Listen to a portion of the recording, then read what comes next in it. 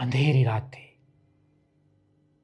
एकदम से लड़की की आंखें खुली और वो बेड से निकलकर गेट की तरफ जाने लगी। फिर उसने धीरे से गेट का दरवाज़ा खोला और वो जंगल की ओर निकल गई। मूवी का नाम याद आया? हाँ, राज मूवी। लेकिन भूत नहीं है, स्लीप वॉकिंग है।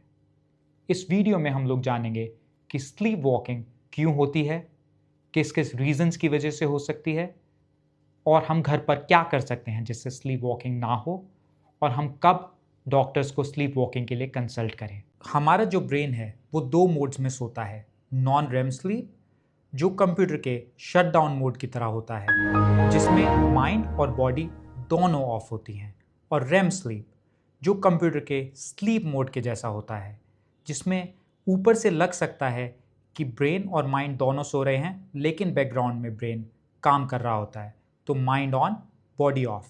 जो नॉन रेम स्लीप है उसमें ब्रेन के अंदर एक ग्लिच आ जाता है, जिसकी वजह से कुछ ब्रेन के एरिया सो रहे होते हैं और कुछ ब्रेन के एरियाज जाग रहे होते हैं।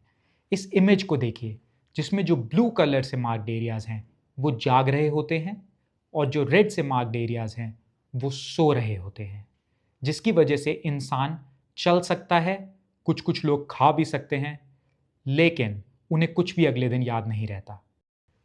तो ये 3 रीजंस की वजह से हो सकता है।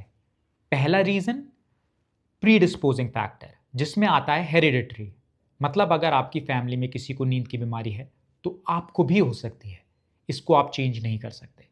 दूसरा है प्राइमिंग फैक्टर्स, जैसे अगर आप अल्कोहल पीते हैं तो उसकी वजह से हो सकती है। अगर आप रात को पूरी नींद नहीं ले रहे हैं, मतलब आप 7 से 8 घंटे नहीं सो रहे और उससे कम सो रहे हैं, उसकी वजह से हो सकती है। और तीसरा इसमें है एंग्जाइटी।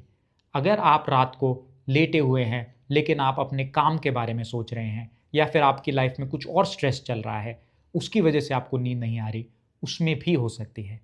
और लास्ट है प्रेसिपिटेटिंग फैक्टर।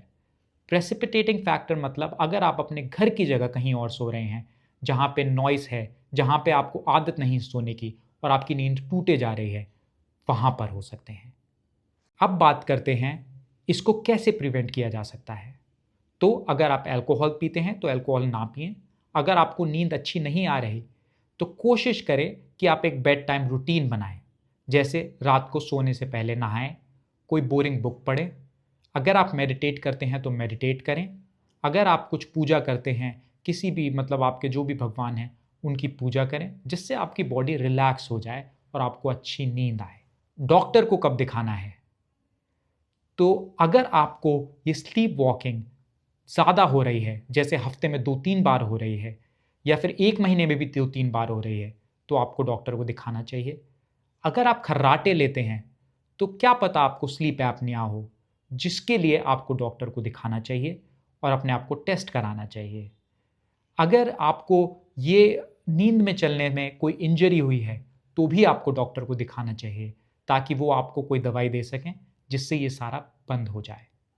और सबसे इंपॉर्टेंटली जो भी मैंने आपको बात करी जिसकी वजह से आप इसे प्रिवेंट कर सकते हैं, वो ज़रूर ज़रूर करिए। Thank you.